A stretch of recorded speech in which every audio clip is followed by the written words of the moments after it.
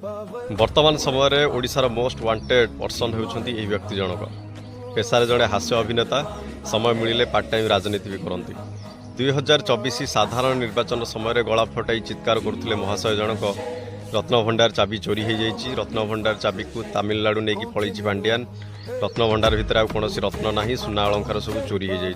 सरकार सब चोरी करके नहीं पलि